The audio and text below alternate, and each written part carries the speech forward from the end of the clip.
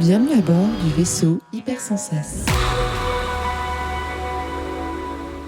Mais vas-y, t'as le droit de manger. Hein. Ah oui, en fait... Non, mais je vais pas faire un ASMR... Si tu veux manger pendant qu'on... Ceci est un donut.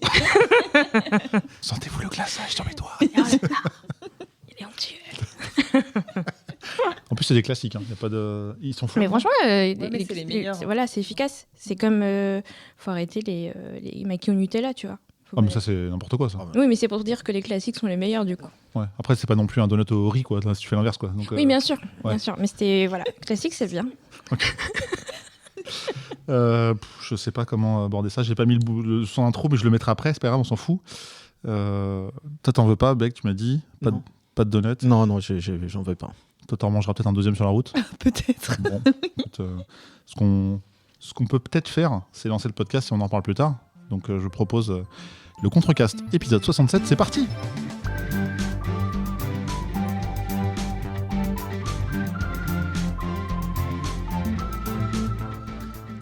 Salut, c'est John Couscous, créateur et de nouveau animateur du Contrecast. Bienvenue à toi, cher auditoriste, dans ce nouvel épisode. D'ailleurs, c'est quoi le Contrecast ? Un podcast où on parle jeux vidéo, séries télé, donuts, jeux de société, livres, cinéma, romans graphiques, bref, on parle de tout et on en parle très souvent avec passion.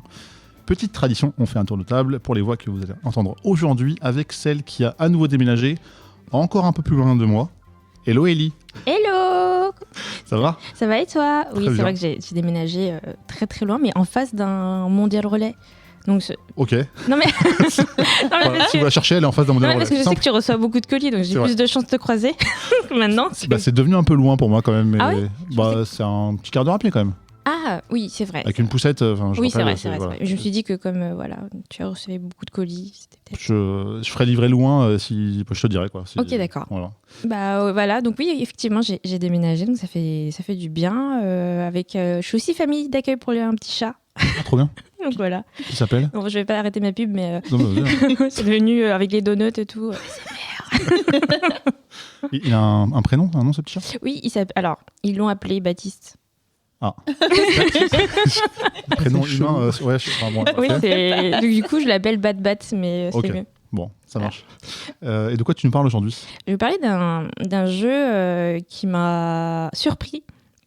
Alors de base, pour la petite histoire, je devais la chroniquer la dernière fois, mais j'avais un peu la voix cassée. Et du coup, c'était un peu dans le thème horreur Halloween, mais c'est pas grave, on le fait un peu en décalé. Et du coup, je vais parler de Dead Plate, qui est un jeu d'horreur en 2D. Bon, on en reparle tout à l'heure. On continue le tour de table avec celui qui m'a fait la surprise de venir avec un copain d'école la dernière fois qu'on s'est vu. Et C'est vrai. je l'avais pas vu depuis 25 ans. Ouais, j'allais dire 25 ans. À la bouche, quoi. Yo, Beg, comment ça va ? Bah ça va et toi ? Toujours vous très bien. Très bien. On finit le tour des ça va. Après, toi, aujourd'hui, de quoi Oui. tu nous parles ? Eh bien moi je vais vous parler d'un jeu vidéo aussi qui s'appelle Dragon Age The Veilguard, donc un RPG sorti tout récemment, le 31 octobre. Voilà, je suis encore en plein dedans, j'ai pas encore fini, mais j'ai pas mal d'heures de jeu pour pouvoir vous en parler et vous donner mon avis en tout cas. Eh ben, tant mieux. Et on va écouter ça tout à l'heure avec impatience. Et on termine le tour de table avec celle qui change régulièrement de télévision, puisqu'elle a encore fait un don de plasma récemment. Coucou Célia. Ce running gag ne s'arrêtera jamais. Voilà, c'est bon, je t'expliquerai si tu veux. Mais comment ça va ? Mais ça va très bien. Et j'en profite. Faites des dons du sang, des dons de plasma, des dons de plaquettes, c'est important. Voilà, vous aurez compris ma petite blague de merde. Et de quoi tu nous parles aujourd'hui ? Je vous parle de la série animée Tomb Raider qui est sortie il y a pas très longtemps d'ailleurs sur Netflix. Ok. Eh ben, je ne l'ai pas du tout vu, je ne sais pas à quoi ça ressemble, mais ça tombe bien puisque tu nous en parles aujourd'hui. Tout à fait. Et bien, si vous êtes toutes et tous prêts, on va pouvoir démarrer avec le premier sujet. J'ai un souvenir drôle à partager autour du jeu vidéo Tomb Raider et je suis sûr qu'au moins la moitié de la table a déjà fait ça, c'est-à-dire enfermer le majordome dans la chambre froide dans le premier jeu Oui. de Lara Croft. Eh bien, c'est pas du tout de ça dont tu nous parles aujourd'hui. Bon, il y a forcément un lien, mais on te laisse la parole, Célia. Vas-y.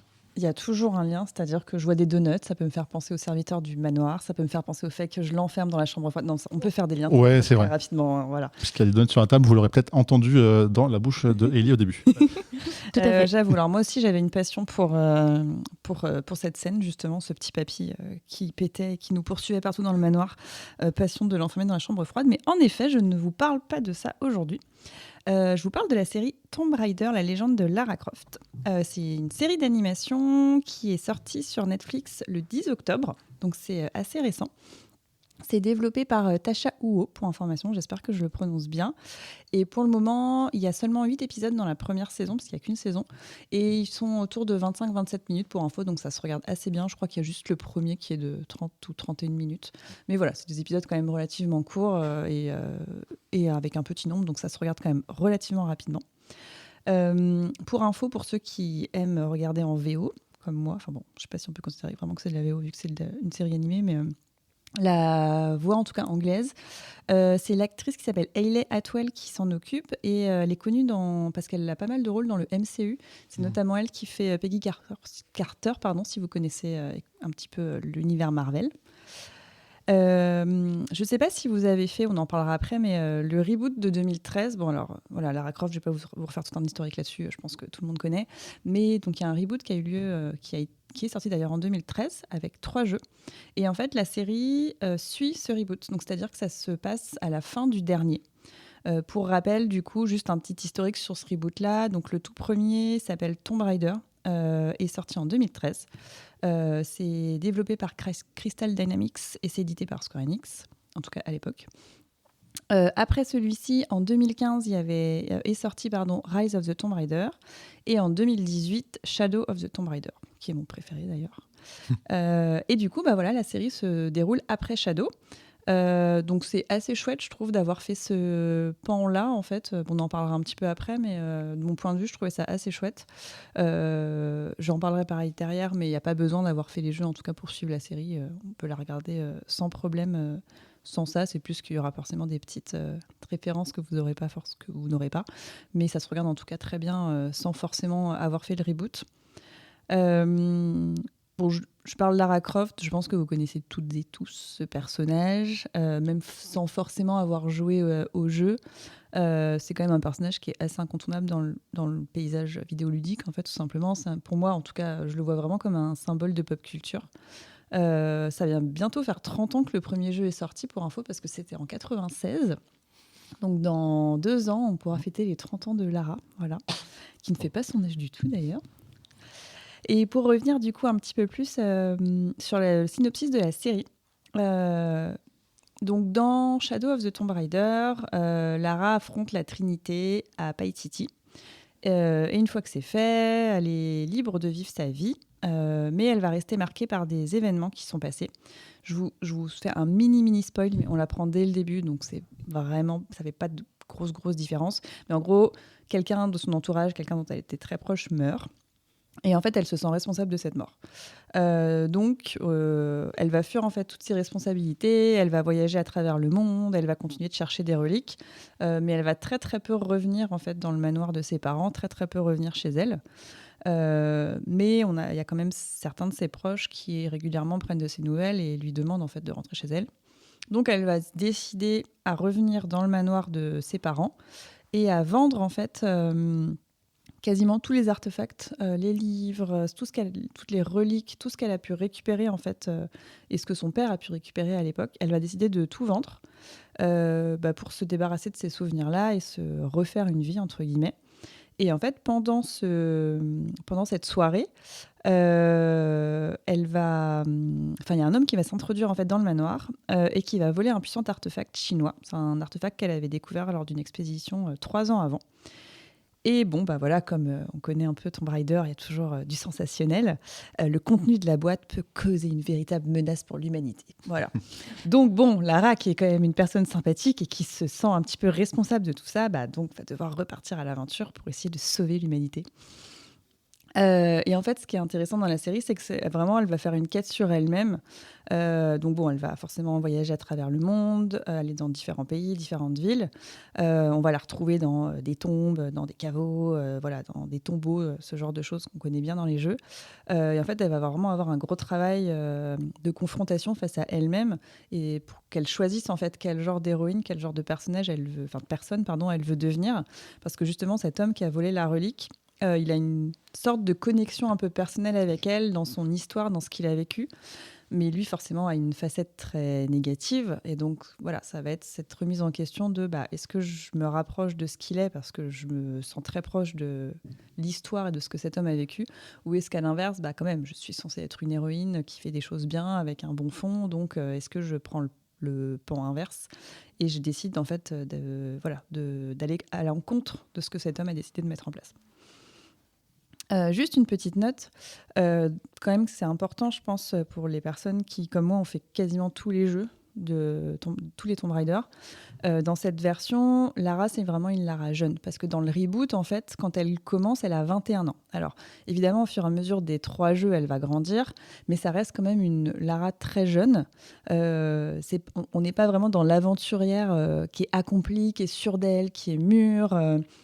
C'est vraiment une personne qui a des fêlures, qui a du mal à se remettre de certaines choses qu'elle a vécues, qui est beaucoup dans la fuite, ce genre de choses. Et donc dans la série animée, comme ça suit en fait ce reboot de 2013, même si elle est un petit peu plus âgée que dans Shadow of the Tomb Raider, elle a déjà son double pistolet qui est assez iconique. Certes, ça se passe quelques années après, mais on a toujours quand même cette Lara vraiment blessée, qui montre beaucoup ses émotions, qui est encore une fois pas complètement mature sur certains sujets.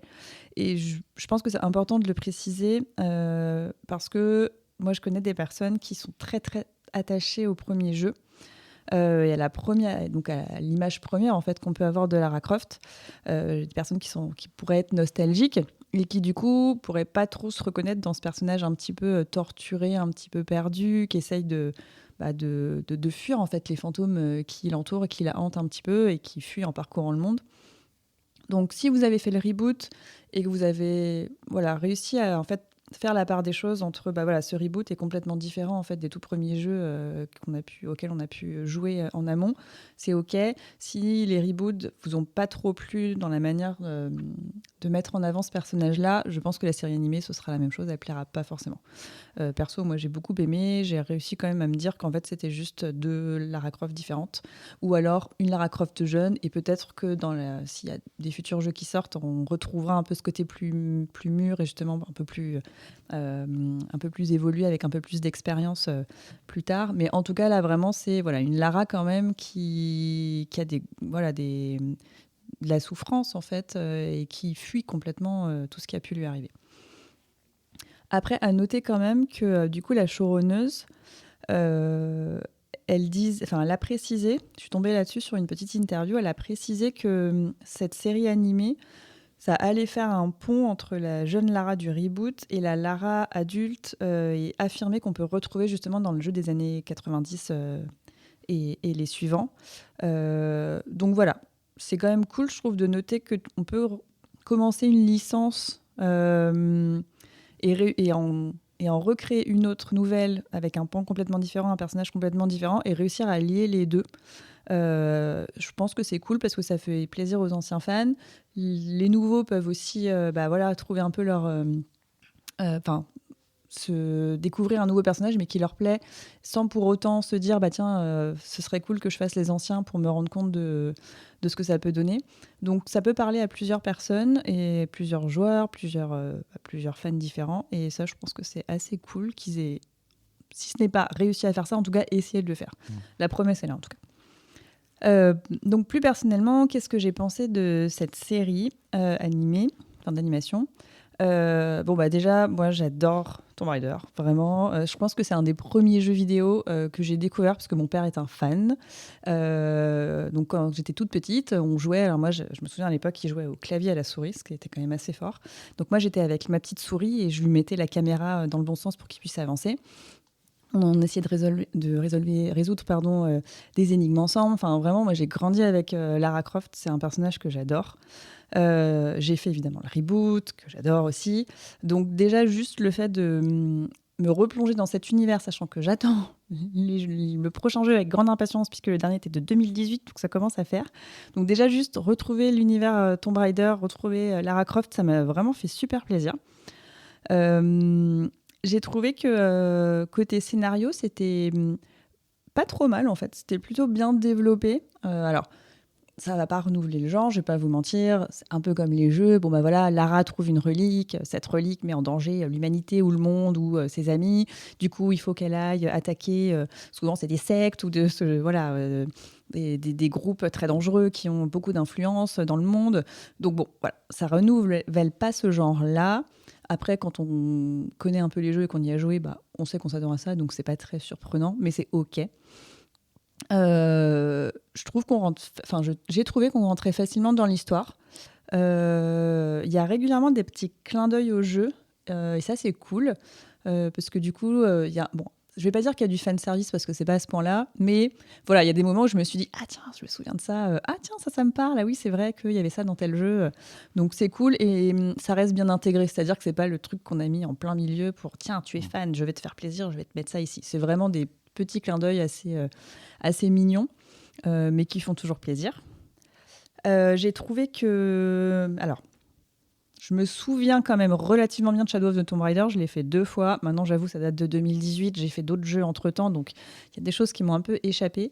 Mais en tout cas, du souvenir que j'en ai, j'ai trouvé que le lien était vraiment bien fait entre la fin du jeu et le début de la série animée.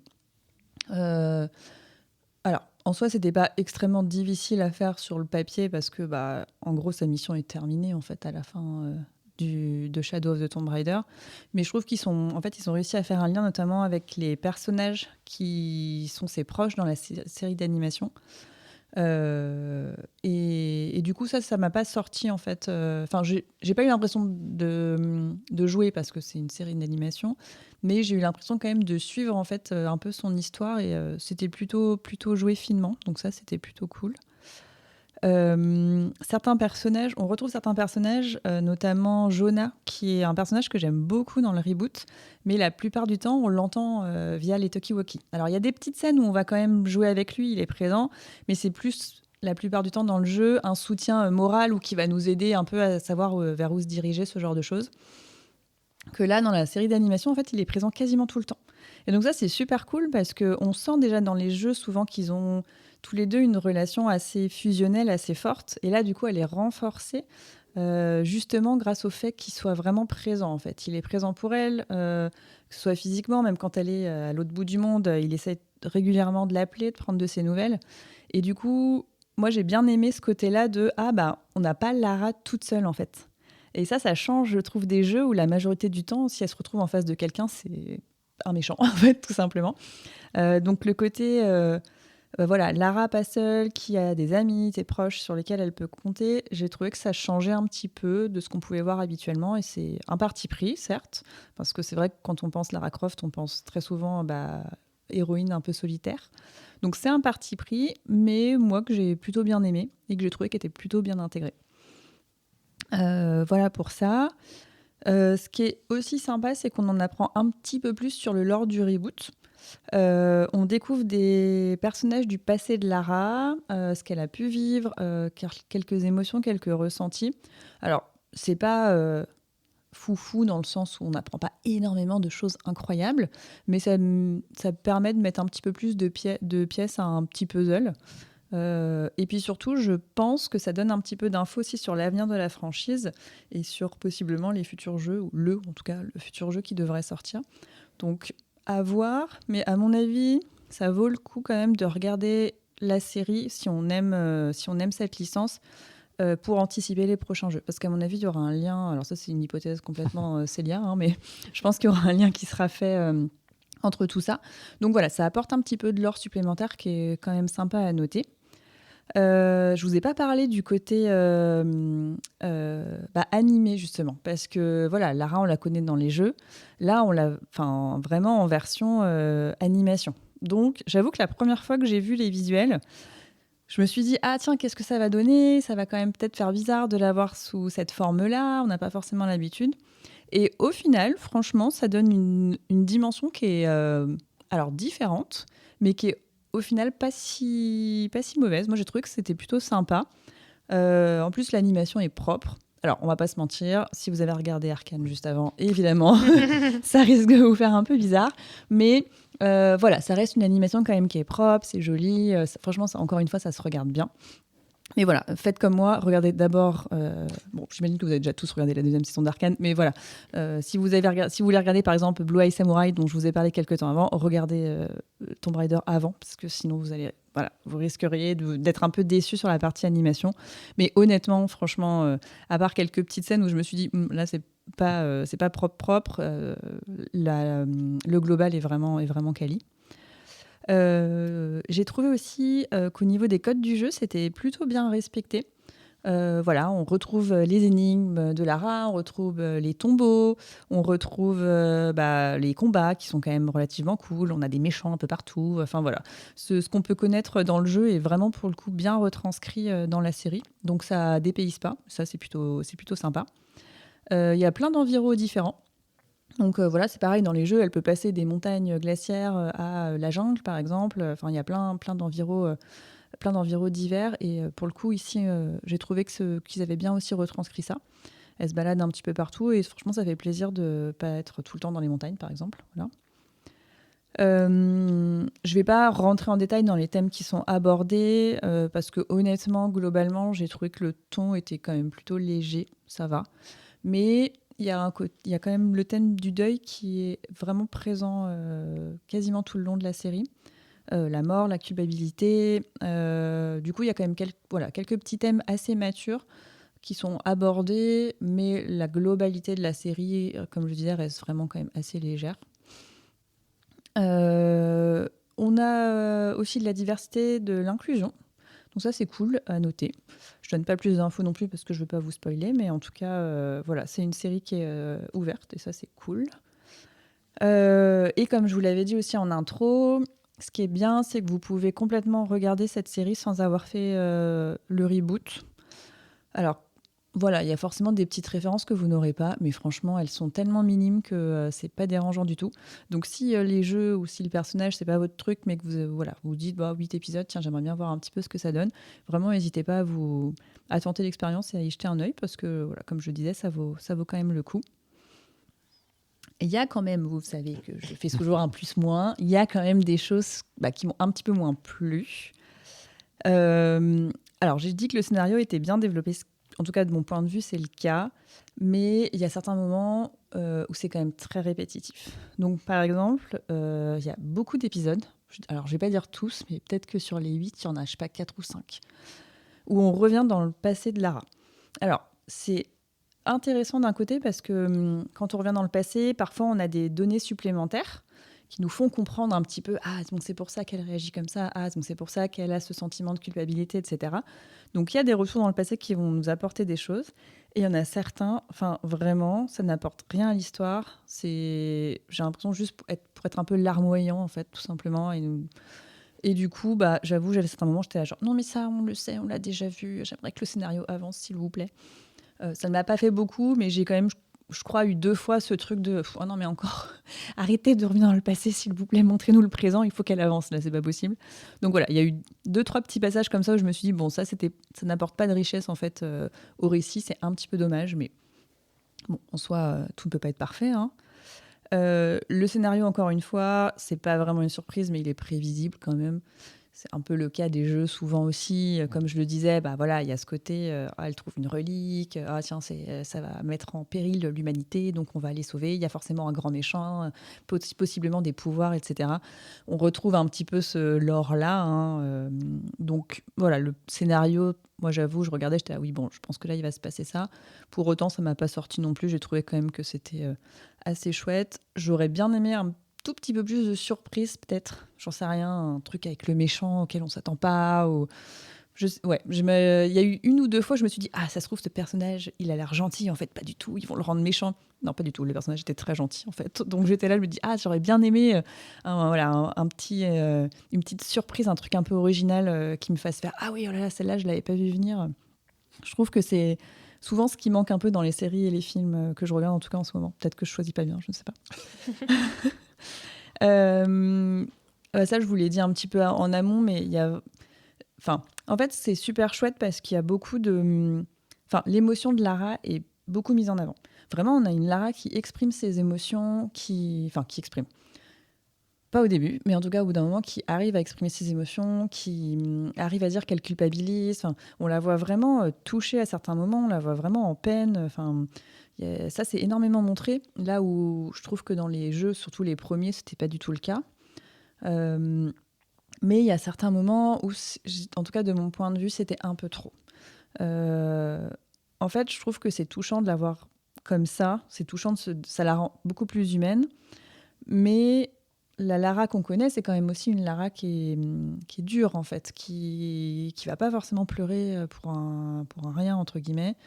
Et là, parfois, c'était un peu trop larmoyant à mon goût. Parfois, je voyais ses réactions, ses manières de parler, je me disais, tiens, c'est marrant, dans le jeu, je l'imaginais pas forcément comme ça, ou je pensais pas que ce serait une personne qui pourrait réagir de cette manière-là. Donc, je sais pas s'ils ont voulu justement faire un petit peu le côté émotif pour la série, pour que ça fasse parler. Mais il y a certains moments, certaines scènes en tout cas, où j'ai trouvé que c'était pas très très naturel. Et c'est un petit peu dommage parce que je trouve que ça dessert justement les beaux passages où, pour le coup, là, quand elle montre ce qu'elle ressent, c'est très beau en fait et très touchant. Voilà. Et puis après, je vous reparle pas de l'animation parce que je vous l'ai dit avant. Visuellement, c'est chouette, mais voilà, ne regardez pas la saison 2 d'Arcane avant. Voilà. Donc pour moi, c'est une série franchement qui se regarde bien. Ça permet de se remettre un peu dans l'univers Tomb Raider. Je ne sais pas si vous avez regardé, alors je passe complètement du coq à l'âne, mais les Anneaux de pouvoir. Bon, voilà, moi j'adore le Seigneur des Anneaux, j'adore le Hobbit. Et je sais que la série était pas mal critiquée, mais perso, juste le fait de me retrouver dans cet univers, en fait, j'étais hyper contente, ça m'a fait trop de bien. Et là, j'ai un peu eu cet effet-là aussi de « Ah, c'est cool, le dernier jeu, je l'ai fini en 2018, je peux retrouver un peu cet univers que j'aime bien. » Donc voilà, bon, c'est complètement deux séries différentes, mais voilà, juste pour vous montrer un peu ce que j'ai ressenti, ça m'a vraiment fait plaisir en fait de retomber et retrouver cet univers-là. D'ailleurs, ça m'a donné envie de refaire Shadow pour la 3e fois. Je ne vais pas le faire parce que j'ai beaucoup trop de jeux en attente, mais ça m'a vraiment donné envie. J'ai quelques petites infos pour vous avant de laisser le micro. On sait du coup que Crystal Dynamics travaille avec Amazon, d'ailleurs, sur un nouveau jeu. Et donc, normalement, ce sera la suite de Shadow. Alors, à voir, comme je vous le disais tout à l'heure, je ne sais pas s'ils vont intégrer la série, si c'est prévu que du coup, ce soit plus la suite de la série d'animation plus que Shadow. En tout cas, ils travaillent actuellement sur un jeu.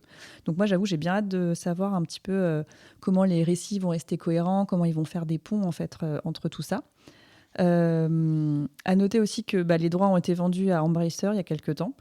Et en plus de ça, Amazon a une série en live action de prévue. Voilà, beaucoup trop d'informations d'un seul coup. beaucoup de Lara. Donc, j'avoue, je pense que je vais suivre un peu tout ça, mais je suis assez curieuse de voir comment tout ça va s'imbriquer. Est-ce qu'ils vont faire vraiment des choses qui ne vont pas ensemble? Est-ce que justement, au contraire, ça va plus être des puzzles, des petites pièces de puzzle qui vont s'imbriquer les unes dans les autres? J'ai bien hâte de savoir ce que ça va donner. Et la série est déjà renouvelée pour une saison 2, donc c'est que ça a plutôt bien marché, ce qui est une bonne nouvelle. Et de ce que j'ai pu lire, Lara se lancera dans une quête mondiale pour retrouver les masques africains Orisha. Ouh. Voilà, donc apparemment ce sera une nouvelle aventure qui l'emmènera à faire le tour du monde. Elle devra affronter l'imagination d'une milliardaire dangereuse et énigmatique. Voilà, moi, il n'y a pas besoin de plus de choses pour me donner envie de regarder ça. Et surtout, moi, ce que je pense, c'est qu'en fait, c'est encore une fois, il y a beaucoup d'hypothèses à Célia ce soir-là, je ne sais pas ce que j'ai.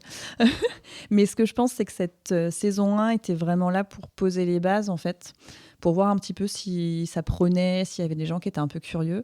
Et à mon avis, la saison 2 sera beaucoup plus riche et beaucoup plus intéressante. En tout cas, moi, je l'imagine comme ça. Et j'espère que ce sera le cas. Et voilà pour moi. C'était pas ma plus longue chronique, mais en même temps, une série avec 8 épisodes, voilà, sans vous spoiler en plus, je ne pouvais pas non plus faire plus.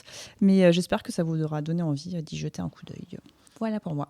Je pense qu'on va quand même en bouffer du Lara Croft parce que là, ils ont ressorti la compilation des 1, 2, 3 cette année, 2024. L'an prochain, 2025, ils sortent déjà une nouvelle compilation des 1, 2, 3 de la version PS2. Non, c'est 4, 5, 6. Oui, pardon. Ouais, la suite du coup. Et ce sera les 29 ans, si on calcule bien. Donc peut-être que pour les 30 ans, il y a tout qui sort. Les 30 ans, c'est sûr qu'ils vont faire le livre, l'expérience, tout. Lara en vrai. Voilà, en Dolby, en tout. Il y a, je pense un nouveau film peut-être. un nouveau film, c'est vrai qu'il y a aussi ça. Donc, Ouais. jeu de société qui est prévu, je crois, qui est en cours aussi. Enfin, on va en bouffer, je pense. À mon avis, ils se disent, OK, faut arroser avant les 30 ans pour faire un truc, pour répondre à Célia, quoi, finalement. Pour avoir une manette collector. La seule fan sur Voilà. cette planète. Bonjour, c'est moi. Des manettes, une Switch 2 Lite spéciale. Enfin, je pense qu'ils vont tout faire, quoi. C'est clair. Il y a matière en même temps. Hein. Ouais. Franchement, c'est un univers où on peut faire beaucoup de choses. Hein. Très clairement. Beck, je sais que tu aimes beaucoup cette licence aussi. Je t'ai vu pas mal acquiescer. J'ai bien aimé ta chronique. J'ai beaucoup de choses sur lesquelles je voulais rebondir. Bon, déjà, moi, malheureusement, je pense que je pourrais pas la voir, la série, puisque je n'ai plus les codes Netflix. Mon ex est parti avec. Petit message. Voilà, partager petit tes message, codes. si jamais tu écoutes cette émission, prends-moi les codes. Non, mais en fait, je pense que le reboot de donc 2013, hein, le premier, ce reboot-là méritait, je pense, en termes d'approche, un approfondissement du personnage de Lara, parce que on avait bien compris dans le premier que Lara était une débutante, qu'elle n'avait jamais tué personne, qu'elle n'avait jamais fait de victime, et que dans ce premier jeu, il y avait justement la dissonance ludo-narrative de l'état d'esprit de Lara qui est jeune et innocente, qui trouve un fusil à pompe et qui derrière va dégommer toute une armée de mecs. Voilà. Elle fait je ne sais pas combien de victimes dans le jeu. Et au final, moi, c'est ce qui m'avait un peu choqué dans ce jeu-là, c'est qu'il n'y avait aucune évolution du personnage. Elle était effectivement débutante et innocente, et puis en fait, elle était devenue une guerrière aguerrie en l'espace de 10 minutes. Et c'est pour ça que ça me donne envie de regarder la série, parce que dans ce que tu décris, le côté, c'est le côté jeune de Lara, le côté où elle n'a pas encore toute son expérience, moi ça m'intéresse de voir ça et d'essayer de comprendre comment ils ont pu écrire le personnage, parce que pour moi c'était un défaut des jeux justement. Je trouvais que le personnage n'était pas assez bien écrit, pas assez bien approfondi, qu'ils avaient tout orienté sur l'action, les tombeaux et sur le gameplay hein, tout simplement, et que ça manquait un petit peu comparé à Uncharted par exemple, d'approfondissement, enfin de profondeur du personnage. Donc comment tu m'as décrit la série, ça me donne vraiment envie de la regarder. Maintenant, voilà, je suis à la recherche d'un code Netflix. Et du coup, intéressant, ouais. Merci. Et du coup, Ellie, toi qui as Netflix Oui, c'est vrai que j'ai Netflix, mais c'est vrai que j'ai aussi commencé à regarder la saison 2 d'Arcane. Non, en fait, c'est intéressant parce que moi, je suis plus la team des 3 premiers. Même si j'ai joué à Shadow of Tomb Raider. Mais c'est vrai que le reboot, moi j'avais ressenti une Lara, je dis mais il lui arrive beaucoup trop de choses en une frame. Dans le premier, dans le 2, on est juste à Venise, on se balade. C'était pas vraiment aussi dynamique. Et c'est là où j'étais un peu surprise par le côté plus humain, enfin je sais pas comment dire ça. Moins je suis un polygone qui marche et qui tue. Mais là, c'était plus ok, d'accord, donc je suis pas juste une machine de guerre, c'est juste voilà, ça m'atteint ce que je fais. Et c'est vrai que je trouve que du coup, ça va compléter pour un profil comme moi, dans le sens où j'ai joué un peu à Shadow of Tomb Raider, mais j'ai pas terminé parce qu'il y a beaucoup de choses à terminer. Mais du coup, oui, ça m'a donné envie de regarder et d'avoir une autre vision du reboot un peu aussi. Parce que c'est vrai que je restais... moi, je suis plus... je me suis pas... renouvelée dans le sens où j'ai vu les films en plus. Autant vous dire que c'est un peu comme les Final Fantasy. J'ai vu les films aussi. Je me dis, ouais, il y a quand même un monde qui se sépare. Mais du coup, c'est intéressant de pouvoir compléter un petit peu et de... Après, je pense... Pour moi, il n'y a pas de... C'est plus beau ou moins beau qu'Arcane. Moi, je trouve que ça coule cette envie de mettre des séries animées par rapport aux jeux vidéo, d'avoir cette mouvance autour de ça. D'une, parce que je trouve que ça fait toujours revivre la licence, comme tu dis.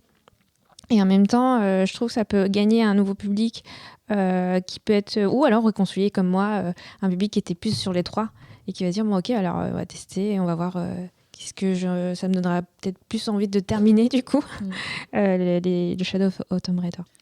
Après, le comparo que j'ai fait, c'était vraiment juste pour la partie animation. Oui. Parce qu'au niveau dessin, ça n'a rien à voir. C'est 2 licences complètement différentes. C'est plus... Après, l'animation d'Arcane est tellement au-dessus du soleil. Pardon. Tellement au-dessus du soleil que... Bon, c'était peut-être pas la meilleure comparaison à faire, mais c'était plus pour dire comme en ce moment, on parle énormément d'Arcane. Si on regarde cette animation-là, effectivement, celle de la série d'animation Tomb Raider peut paraître un tout petit peu en dessous, mais ça reste quand même très très propre, hein, honnêtement. Voilà. Mais c'est un peu comme les animés tout court, genre quand Shingeki no Kyojin, les Attaques des Titans étaient sortis, on s'était tous dit bon, on va regarder les autres, ça va être compliqué. Regardez par exemple, comment il s'appelle le petit là qui est tout petit, qui est en fait, il est en train de marcher, il est sourd et malentendant. Cette description est incroyable. C'est le manga, je me rappelle plus. Bref, un manga qui a cartonné aussi en animé. Je sais pas si vous voyez. Enfin bref, je retrouve le nom. Et toi qui écoutes, tu sais, ça te démange de le dire, mais tu peux pas. Et en gros,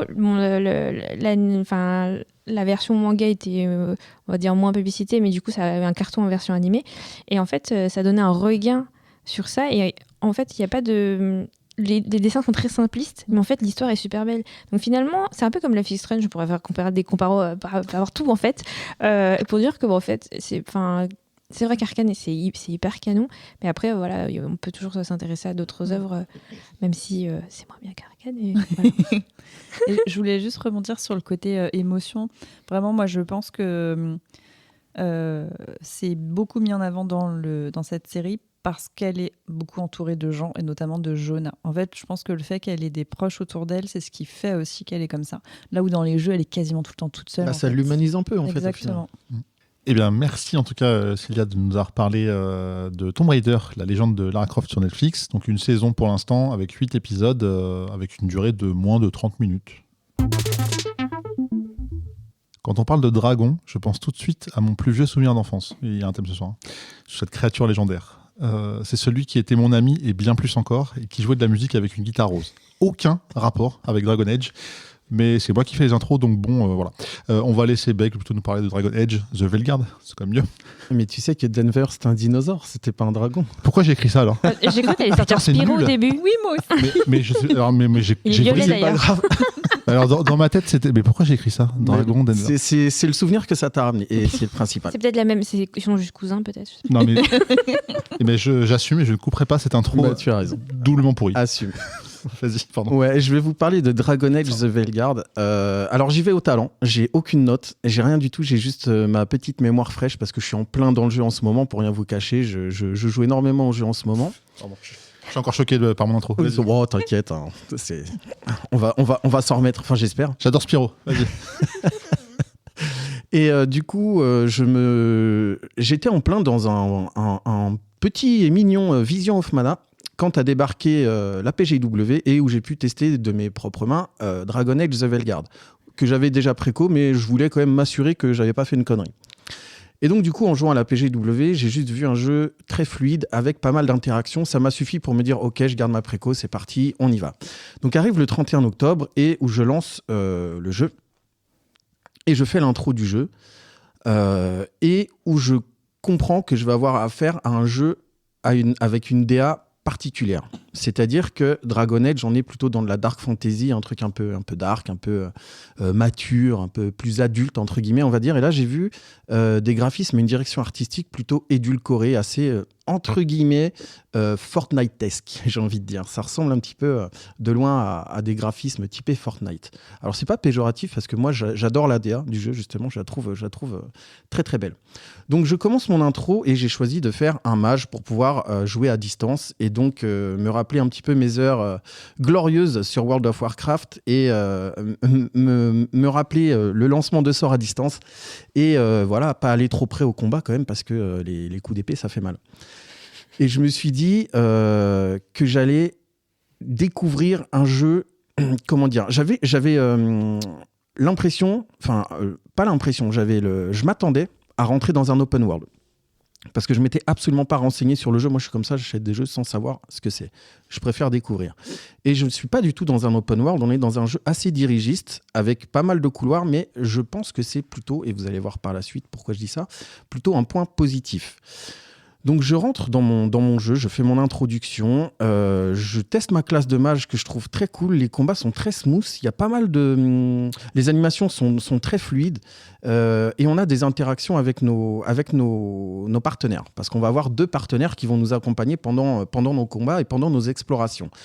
Donc, l'histoire du jeu, c'est Solas, donc un personnage qu'on avait déjà incarné et qui faisait partie de notre équipe dans Dragon Age Inquisition, qui va, pour vous résumer la chose, percer le voile, qui est en gros une protection qui évite aux dieux aux dieux elfiques de venir envahir le monde réel. Donc nous, on essaye de l'en empêcher.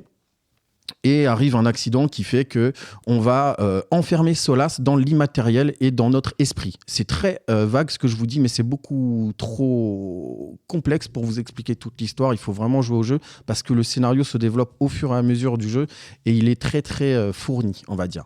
Donc en gros, on se retrouve avec un Solas qui est enfermé dans la tête de notre personnage qui s'appelle Rook.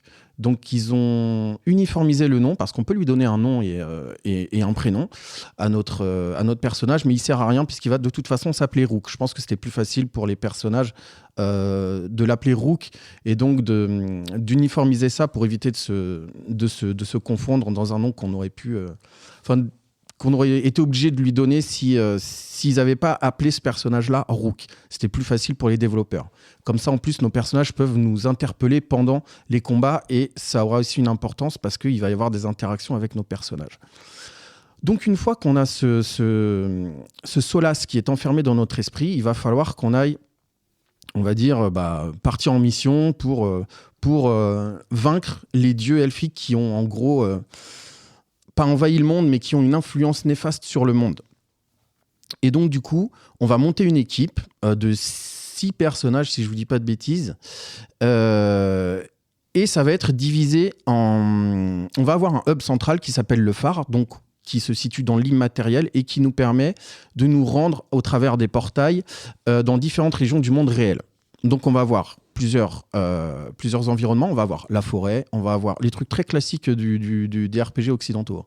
La forêt, on va avoir la montagne, on va avoir le volcan, les mines des nains, etc. Donc vraiment des choses très, très classiques, mais qui au final sont hyper efficaces parce que la direction artistique fonctionne justement. On a vraiment l'impression J'aimerais voir s'il y a un artbook de ce jeu qui existe pour pouvoir voir les illustrations qui ont permis de mettre en scène tous les décors et tout le lore de ce jeu, parce que moi je trouve que la DA elle est vraiment superbe en fait. C'est particulier parce que c'est plus de la dark fantasy, c'est très édulcoré.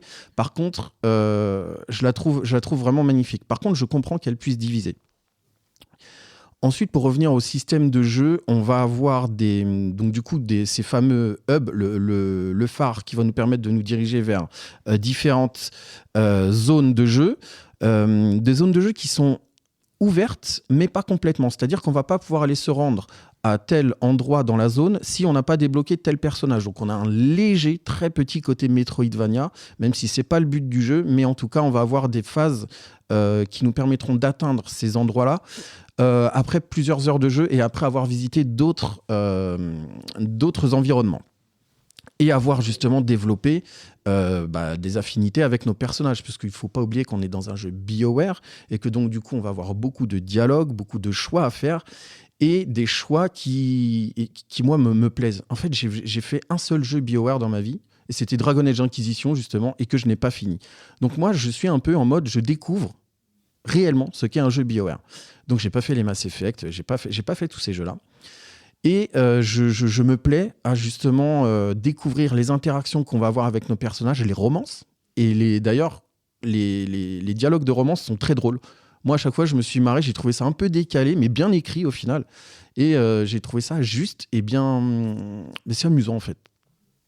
Et donc, on a plusieurs types de phases de jeu. On va avoir l'exploration, on va avoir les combats, on va avoir les dialogues et on va avoir... même si c'est un petit peu en retrait, certaines énigmes qui vont plutôt faire partie intégrante des zones qu'on va explorer plutôt que, on va dire, comme un Zelda avec des donjons à explorer. C'est pas du tout le cas dans Dragon Age The Veilguard. On va vraiment explorer les zones dans lesquelles on se balade sans avoir besoin d'aller faire des donjons, ce genre de choses. C'est vraiment le monde qui nous entoure qui fait office de terrain de jeu. Le scénario se déroulant, on va justement lier des liens avec nos personnages qui vont permettre justement de débloquer des classes de personnages au niveau de nos partenaires. C'est-à-dire qu'on a par exemple, on va prendre Harding qui est de la race des nains, qui est en gros une archère, donc qui va pareil attaquer à distance. Et quand on arrive à augmenter au maximum son niveau de lien, elle va débloquer des nouvelles capacités. En fait, le personnage va devenir plus puissant. Donc l'intérêt, il est là. C'est-à-dire que si on ne développe pas notre affinité avec certains personnages, on ne va pas débloquer sa capacité maximale.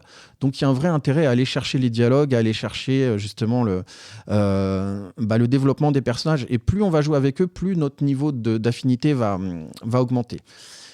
Ensuite, on a la possibilité, nous, en tant que moi j'ai choisi la classe de mage, de se dire que si au bout d'un moment on tourne un peu en rond, moi je suis à 48 heures de jeu, je me dis peut-être on peut se dire qu'au bout de 48 heures on commence à avoir fait le tour du système de combat. Mais le système de combat est plutôt bien fait, puisqu'on va avoir les attaques classiques. Avec carré, on va faire des attaques légères.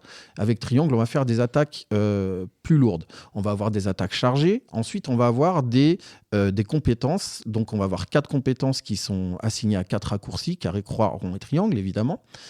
Et on va avoir des afflictions qu'on va pouvoir appliquer à nos adversaires. Ces afflictions-là vont pouvoir être en synergie avec une compétence que va avoir un de nos personnages. C'est-à-dire qu'on va avoir des synergies entre les afflictions qu'on applique aux adversaires, et nos partenaires qui vont pouvoir interagir en fonction des afflictions qui sont appliquées à l'adversaire. Donc en fait, tout ça fait qu'on va avoir beaucoup de synergies, beaucoup de possibilités et en fait beaucoup d'approches différentes dans les combats. On a évidemment des affinités élémentaires, donc ça c'est hyper important, sensible au feu, sensible au poison, sensible à la glace, etc. Donc ça c'est cool parce qu'il y a certains jeux, notamment certains Final Fantasy comme FF16, qui avaient supprimé l'affinité élémentaire, et moi c'est quelque chose qui m'avait dérangé justement dans FF16, et là je trouve ça bien de retrouver justement dans un RPG un truc aussi basique. Moi ça me paraît justement impossible de ne pas faire un jeu sans affinité élémentaire. Donc les combats sont hyper fluides. Le jeu est très très fluide. J'ai envie de dire smooth. C'est hyper agréable de faire les combats dans ce jeu-là. Et en fait, on se prend à simplement allumer la console, aller se balader et faire des combats. Simplement pour le plaisir, un petit peu comme si on jouait à un jeu de bagnole, se faire une petite course. Là, c'est un peu pareil. On va aller se faire 3-4 combats. Tiens, on va aller chercher un coffre dans telle zone parce qu'on a évidemment un taux de complétion dans chaque zone qu'on va explorer. Et en fait, on peut faire un RPG avec des petites sessions de jeu, des petites sessions d'1 heure, 3/4 d'heure qui vont pas nous prendre la tête. Et ça, j'ai trouvé que le rythme du jeu était extrêmement bien travaillé parce qu'on n'est jamais submergé soit d'infos, soit de quêtes interminables. Et je trouve que sur ça, ils ont vraiment fait un travail irréprochable parce que le jeu, il est très très bien rythmé, hyper agréable à parcourir et pareil, assez varié dans son approche, parce que quand on a fini une phase d'exploration, on va aller se dire, tiens, on va aller faire une quête où on va avoir des combats, ou après on va retourner dans une phase de dialogue pour essayer d'améliorer nos affinités avec tel ou tel personnage. Et ce qui donne lieu à des dialogues justement assez... pas perturbants, mais assez bizarres, qui sont un peu en décalage. Et là, je sais que vous savez où je veux en venir, parce que vous avez vu qu'il y avait eu des polémiques sur ce jeu par rapport à l'inclusivité et au thème qu'il essaye d'aborder. Et en fait, le problème, c'est pas le thème qui est abordé ou le fait que le jeu essaye d'être inclusif. Ça, au contraire, c'est plutôt quelque chose, moi, je trouve, de positif. Mais c'est la manière, par contre, dont ils essayent de le faire. Et en fait, ils se sont focalisés sur un personnage qui est en gros en recherche d'identité. Chaque personnage va avoir, on va dire, quelque chose de caché en lui. On va avoir Harding qui va avoir un esprit des titans qui sera caché en elle. On va avoir Lucanis qui va avoir un démon qui est en lui. Et on va avoir Tash qui a en gros le feu sacré du dragon qui est caché en elle. Et donc il faut en gros dévoiler tout le potentiel de ces personnages-là. Et le personnage de Tash, c'est un personnage qui à la base ne se définit pas, mais que le jeu définit comme étant un personnage féminin, et le personnage a décidé que du coup il fallait qu'on la définisse comme étant non binaire. Donc on va avoir dans le jeu de l'écriture inclusive, et on va avoir des pronoms IL et ce genre de choses là qui vont être au cœur du jeu en fait au final quand on joue avec ce personnage là. Et non pas justement comme je vous disais que le thème abordé soit négatif ou quoi, c'est pas le souci, c'est juste que c'est fait au marteau et au burin quoi. C'est vraiment fait en mode zéro subtilité, et c'est ça qui est dommage, c'est que je trouve que la manière de traiter ce personnage-là, elle a été, je pense, à côté de la plaque, parce que ce qu'ils ont voulu faire, démontrer, on va dire, qu'il faut être inclusif, etc. En fait, je pense qu'ils desservent leur cause tellement le personnage est caricatural. Et c'est dommage, parce que au final, je trouve que ça dessert leur cause. Pour un exemple on va dire de mauvaise approche, je trouve, dans le jeu. Ils sont tous à une table, comme un peu nous ce soir. Personne ne le voit, mais nous, on le voit. Où, en fait, ils sont en train de discuter, ils ont une réunion. Et ce personnage-là arrive et vraiment, comme un cheveu sur la soupe, dit « À partir de maintenant, je veux que vous me considériez comme non-binaire. » Voilà, paf, c'est dit, c'est fait. Mais ça arrive comme ça, quoi. Il y a aucune subtilité dans l'approche, dans le développement du personnage, dans son côté un peu recherche, voilà, inquiétude. Ou, voilà, non, c'est vraiment, c'est posé là, quoi. Un peu en mode, c'est comme ça, vous n'avez pas le choix. Et à partir de ce moment-là, tout le monde dit « Ok, ça marche. » Et tout le monde l'appelle Yel ou l'AE. Donc, comme si, en fait, il faisait exprès de la mégenrer, on va dire. Ce qui n'était pas le cas, c'est tout simplement qu'ils n'étaient pas au courant. Et moi, j'ai trouvé ça un peu maladroit. Pareil, il y a une autre scène où, en fait, ils vont arriver dans pas une grotte, pas une caverne, on va dire, et où il y a un nain qu'ils n'ont jamais vu auparavant, jamais vu de leur vie, et où ce nain-là, je ne sais pas par quelle magie, il sait que Tash, ce personnage-là, est non-binaire. Donc, qu'il l'appelle Yel. Mais ça vient de nulle part, en fait. Et c'est un petit peu dommage d'être, passé à côté de ça, parce que c'est pas assez subtil.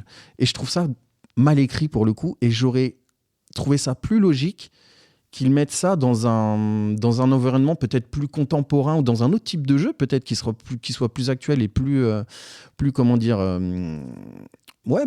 de notre époque, on va dire, parce que je trouve que par rapport au thème du jeu abordé, c'est-à-dire, on va dire, l'heroic fantasy, de loin, je trouve que ça dénote un petit peu.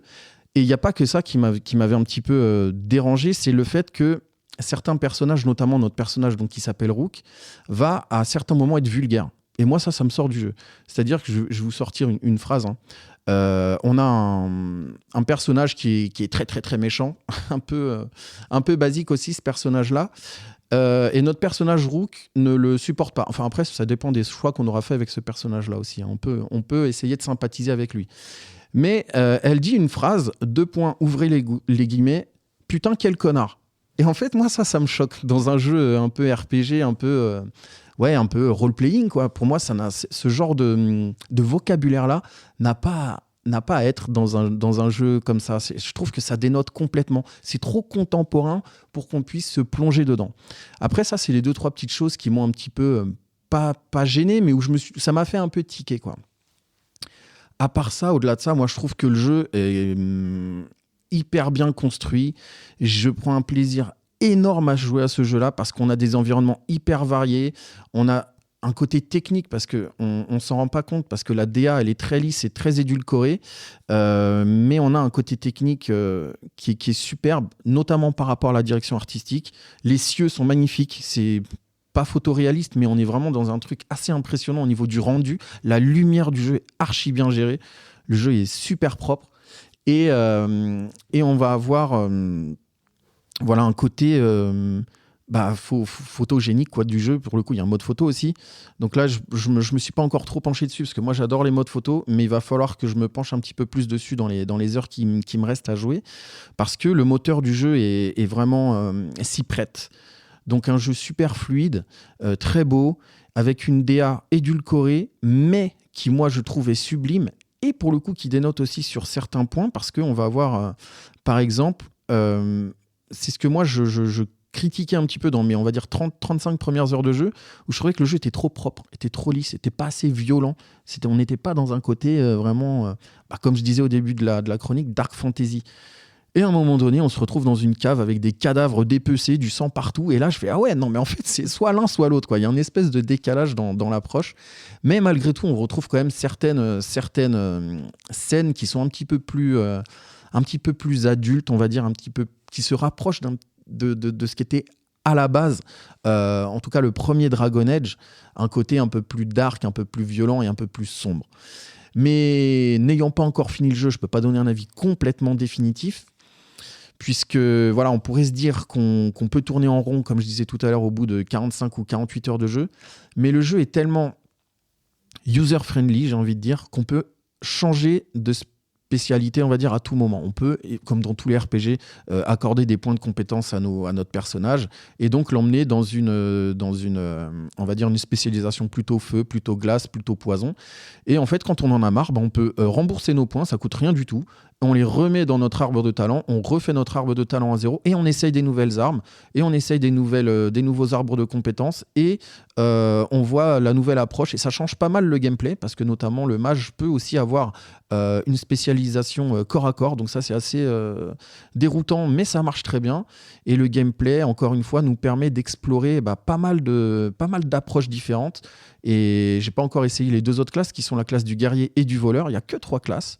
Mais par contre, dans les arbres de talent, sont assez variés. Donc en gros, on peut dire qu'on a 3 fois 3 classes. Donc 9 classes au final qui sont assez distinctes les unes des autres.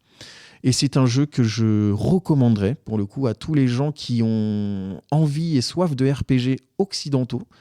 Même s'il y a quelques petites maladresses dans le jeu, franchement le jeu il est hyper agréable. Moi je fais des sessions d'1 heure, 2 heures et je m'éclate à jouer à ce jeu. Je trouve c'est un de mes jeux de l'année 2024 malgré tout le bad buzz injustifié dont il est victime le jeu, parce qu'il y a beaucoup de gens qui jugent le jeu par rapport au côté entre guillemets et c'est péjoratif woke.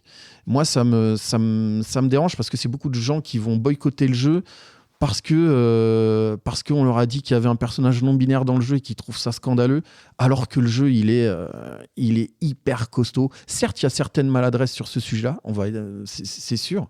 Tout n'est pas bien écrit, mais franchement, on passe un si bon moment sur le jeu que ce serait dommage de ne pas au moins essayer les 5-6 premières heures de ce jeu si vous aimez les RPG. Ne vous arrêtez pas à ça parce que ça vaut pas le coup. En plus, c'est pas intrusif. Et on a quand même certains dialogues qui valent le coup. Moi, je me suis marré à certains moments sur ces phases-là. Donc, c'est un jeu que je recommande. Et si vous n'avez pas essayé, je vous recommande de l'essayer. Il n'y a pas de démo dispo. Ça, c'est un peu dommage.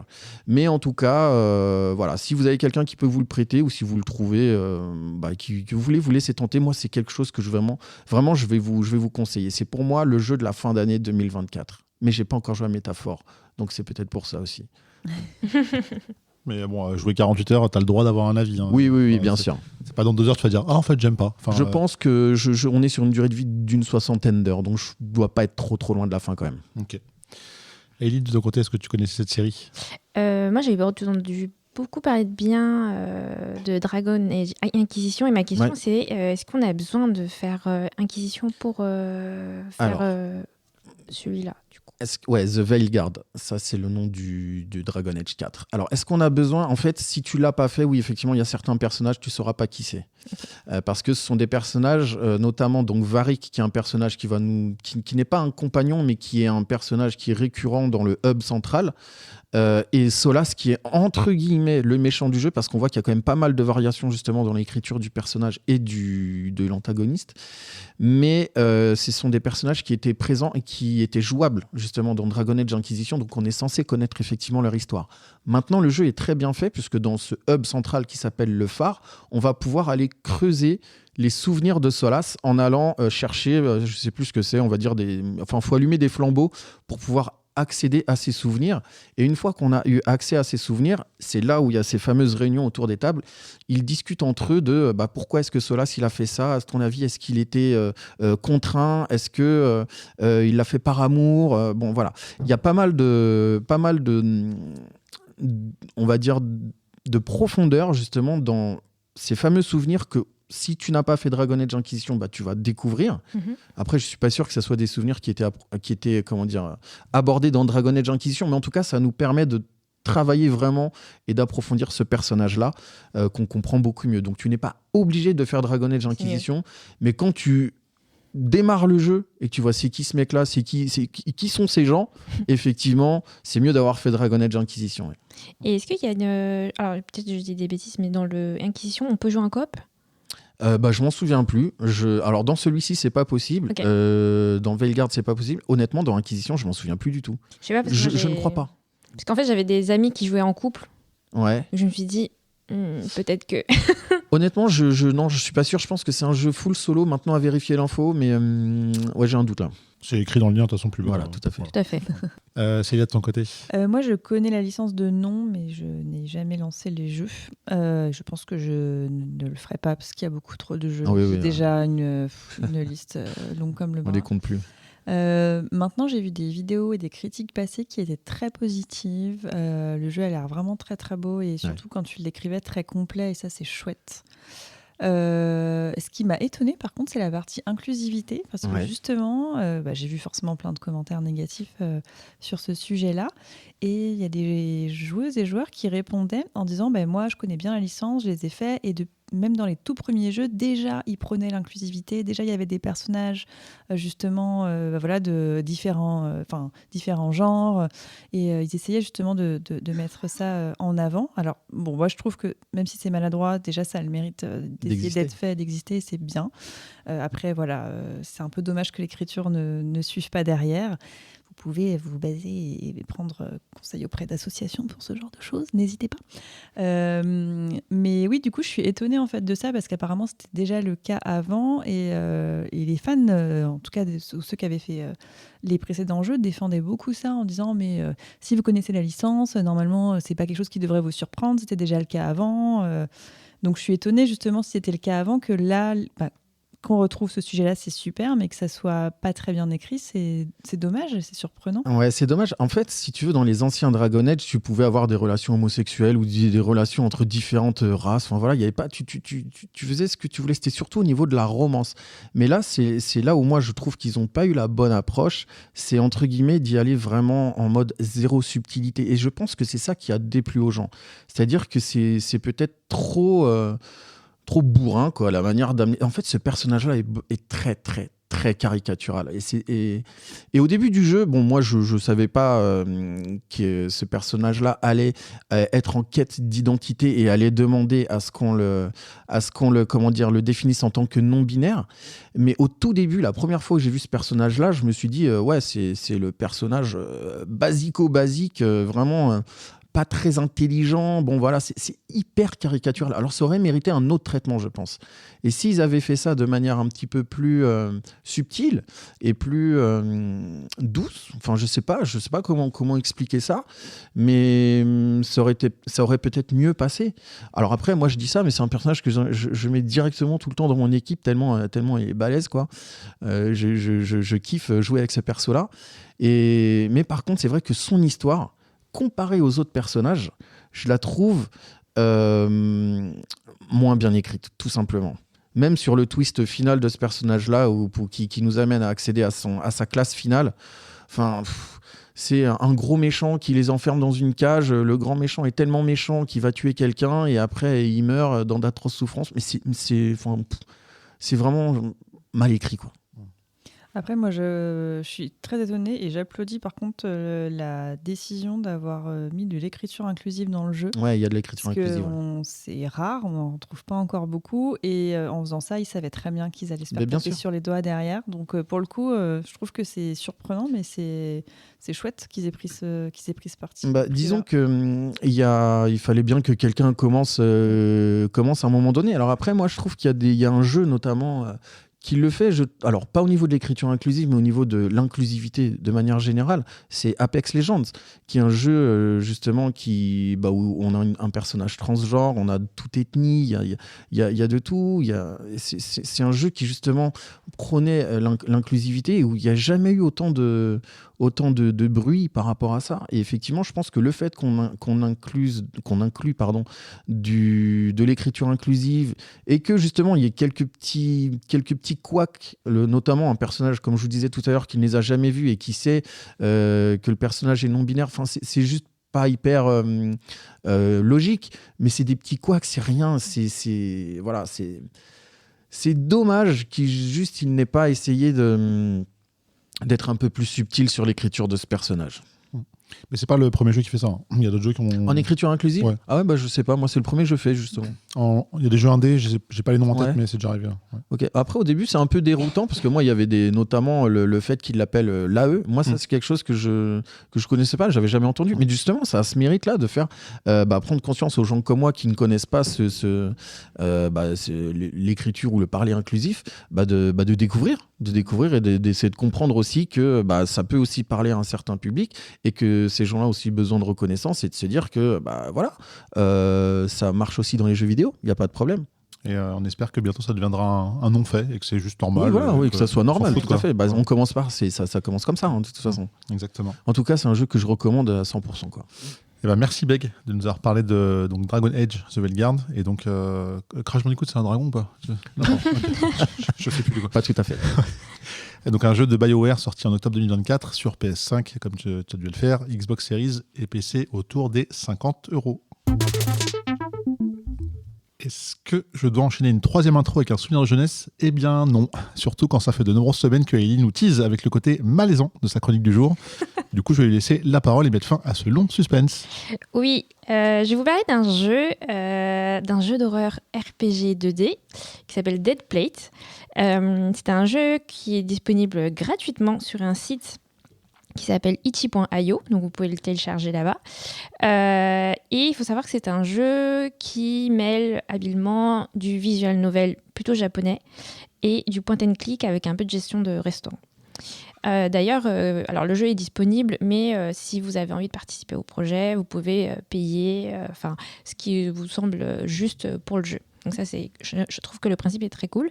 Le jeu est sorti en novembre 2023 par le studio Investigrave, je sais pas trop comment le dire.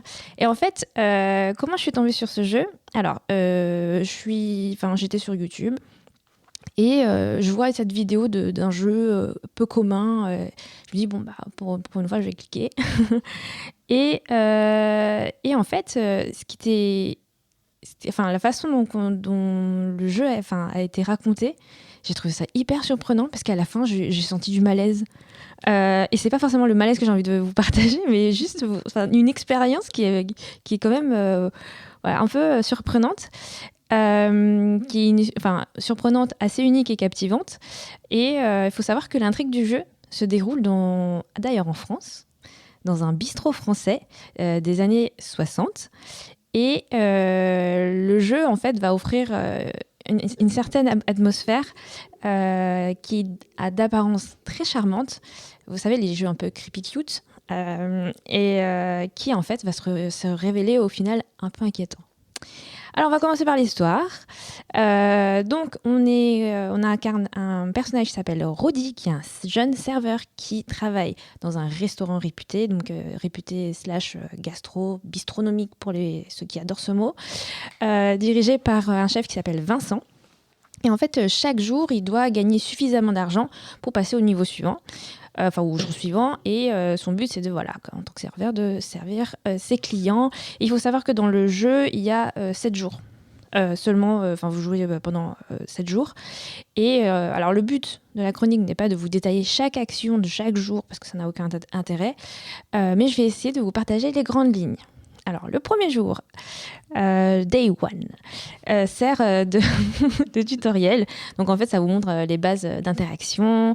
Vous pouvez interagir avec votre environnement, c'est-à-dire vider les poubelles, servir les clients, nettoyer la table, parler avec votre chef, etc.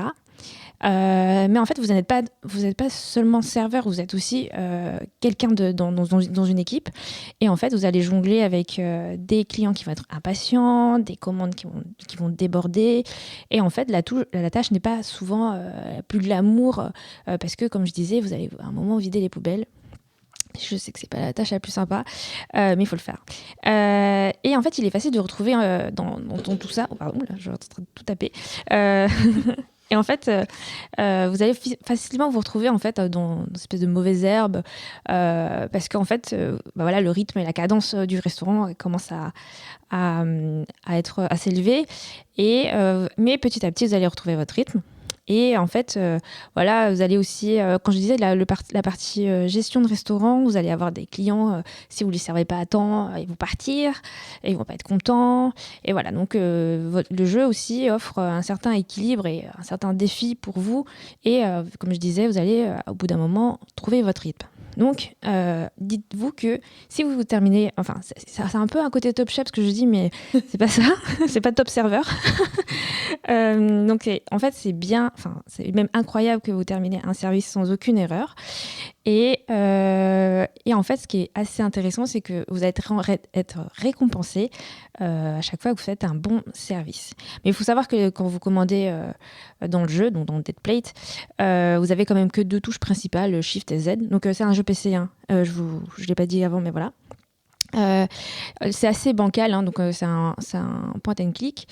Et donc voilà, premier jour, ça pose les bases. Le jour 2 et 3, ça va mettre un peu plus en lumière la relation que vous allez avoir avec votre chef Vincent, à travers des dialogues, le service en salle que vous devez assurer. Et en fait, à partir du 2e jour, on va dire il y a des petits éléments perturbateurs qui arrivent, notamment, vous commencez à faire des cauchemars. C'est bizarre, vous rêvez que... Enfin, vous rêvez, je sais pas si on appelle... Moi, je rêve pas de ça, mais que vous allez être mangé à travers des images de découpe de viande de boucher, de couteaux qui sont aiguisés, mais qui pointent sur vous. Donc, voilà.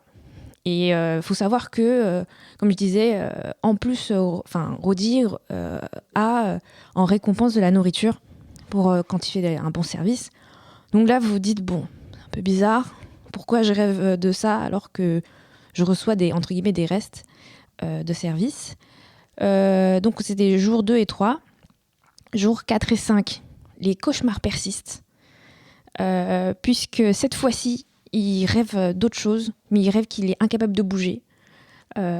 Donc, il se retrouve dans une espèce d'emballage de viande étiqueté à son nom. Là, vous dites, OK, qu'est-ce qui se passe ? Et en fait, ce qui est assez intéressant, je pense, c'est que les cauchemars révèlent un certain état psychologique de Rodi qui est, je pense, un peu fragile.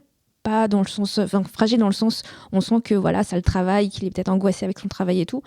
Mais voilà, on pose les bases un peu angoissantes du jeu. On dit bon, OK.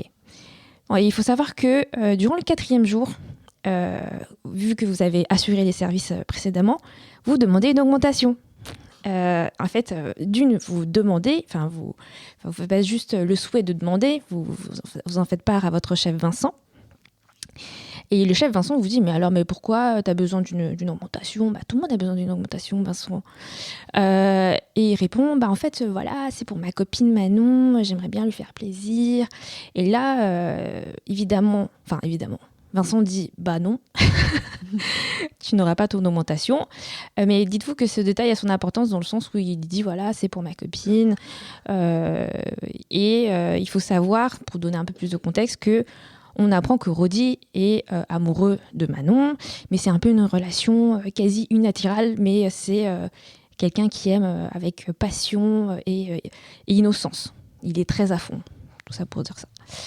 Jour 5, donc Rodi continue son service, mais là, cette fois-ci, il y a un truc qui change, c'est que vous allez avoir accès au bureau du patron. On rappelle que le patron, c'est Vincent. Et là, vous entendez aussi des bruits un peu inquiétants qui viennent du congélateur. Et là, vous dites, attendez, on est dans Grave, dans le film Grave ? Non, pas du tout.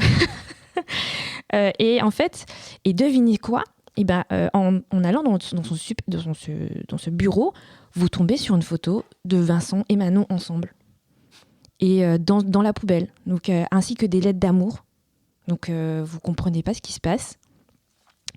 Et en fait, ces lettres d'amour vont vous faire changer un peu la perception et vous commencez à avoir aussi de moins en moins de nouvelles de votre Manon, qui vous répond de moins en moins. Je rappelle, c'est une histoire un peu unilatérale.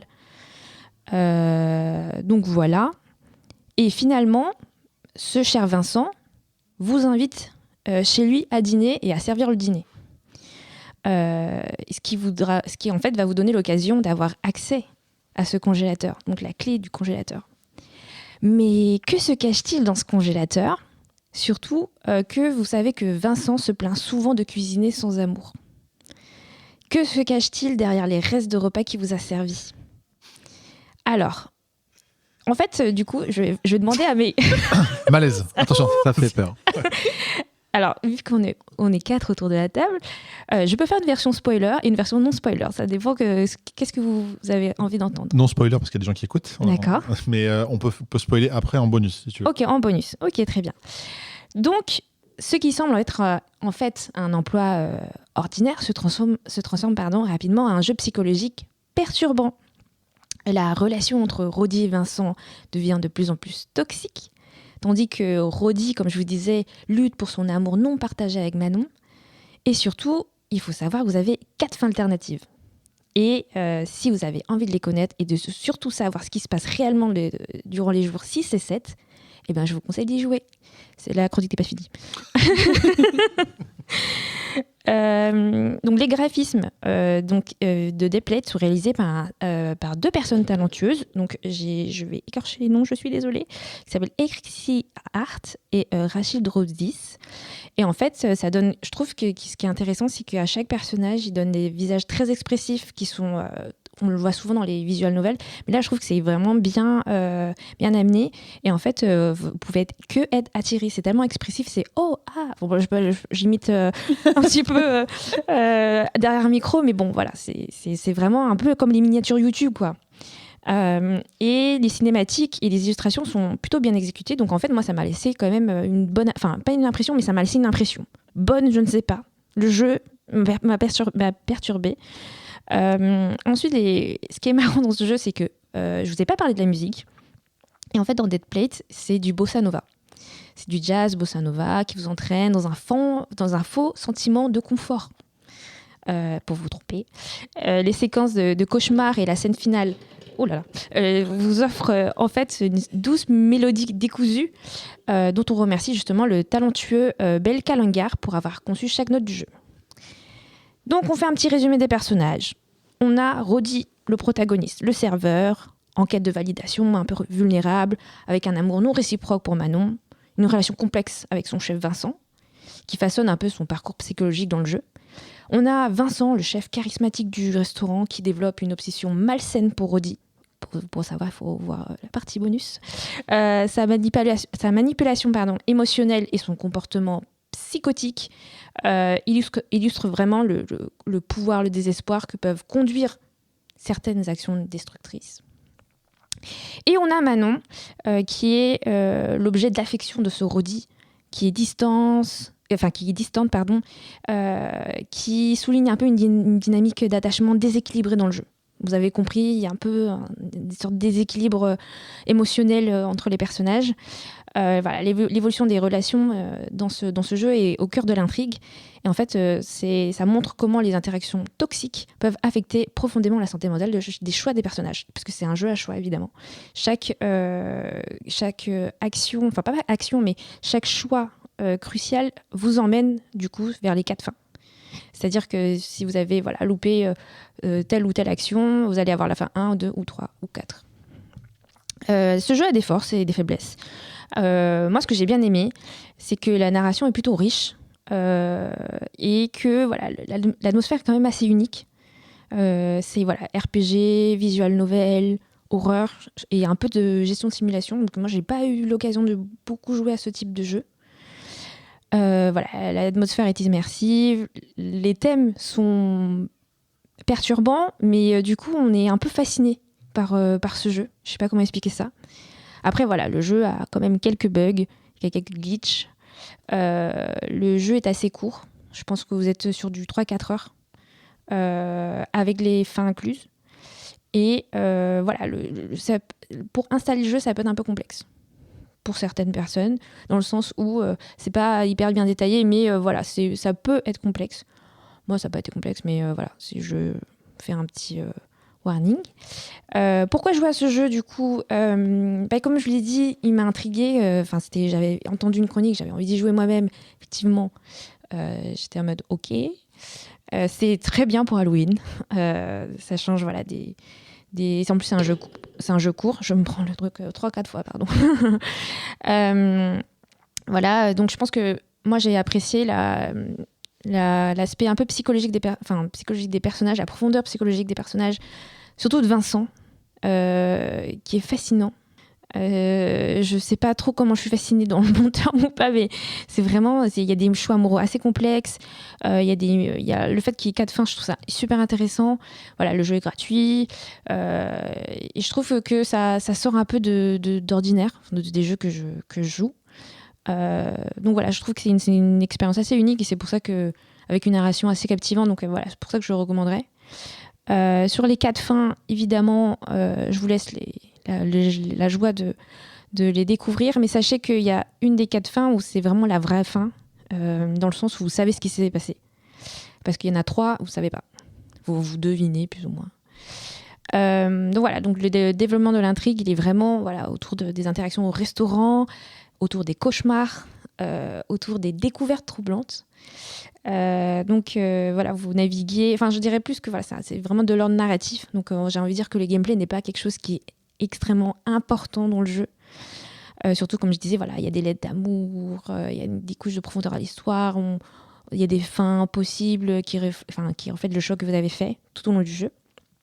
Donc sans jeu de mots, Dead Plate propose une histoire dont vous pouvez faire une bouchée. Waouh, bravo. Sans jeu de mots, sans jeu de mots. Une bouchée satisfaisante presque.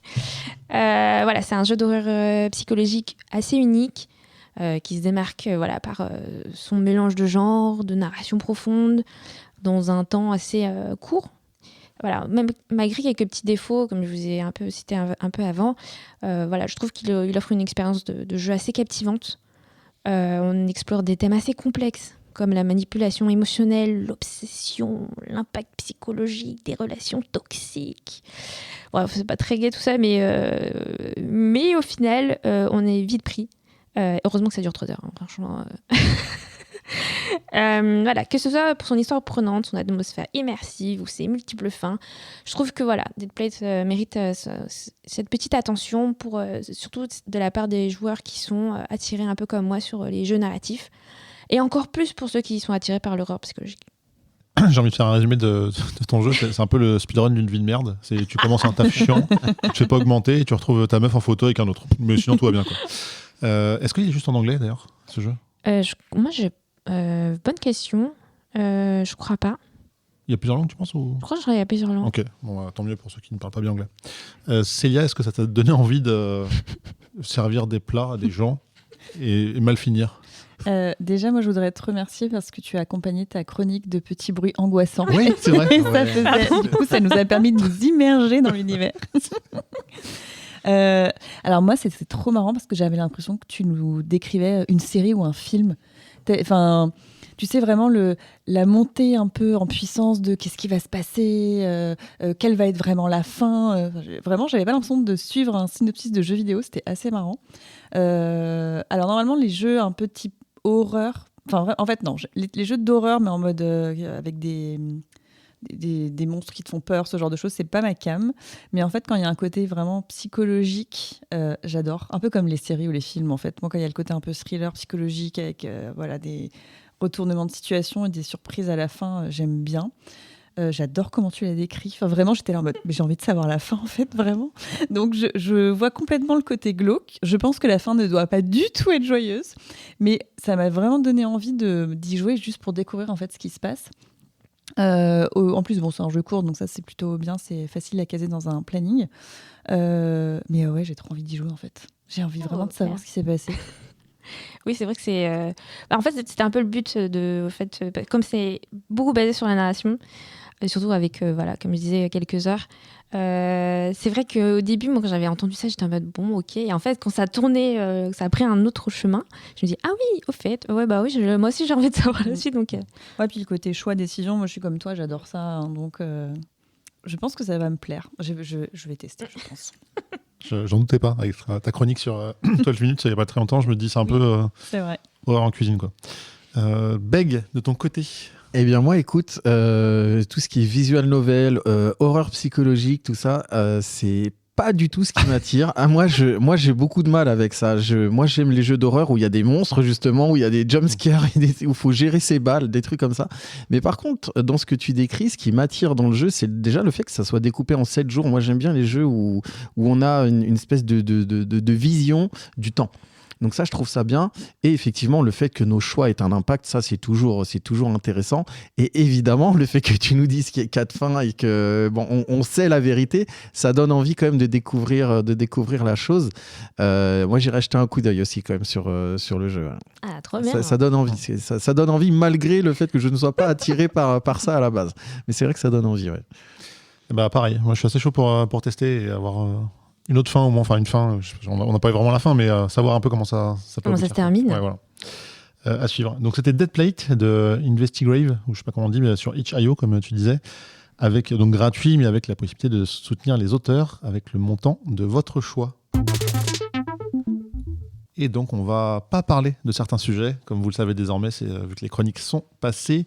Moi, je vais pas vous parler d'un truc que j'ai eu sur Netflix. C'est dommage parce que j'ai surkiffé. C'est coréen. Ça s'appelle Le Choc des Tocs. Je sais pas si ça vous parle. Ah non. Inconnu. Trop bien. Faut regarder ça. J'arrête pas de le vendre à plein de gens en ce moment. J'en parle pas, hein, mais au cas où, faudra regarder quand même. C'est quoi C'est 100% physique, ça vous parle? Ouais. Non. Ok, et ben c'est 100 personnes. Alors, je parle pas de 100% physique non plus, hein, mais en tout cas, c'est pareil, version cuisine, quoi. C'est-à-dire qu'il y a 100 chefs, il y en a 20 qu'on appelle les cuillères blanches, qui sont connus, qui ont fait plein de trucs dans leur carrière de cuisine, et 80 qu'on appelle les cuillères noires, qui sont plus amateurs, qui s'affrontent. À la fin, il reste qu'une personne qui va gagner, mais il y a plein d'épreuves ultra stylées.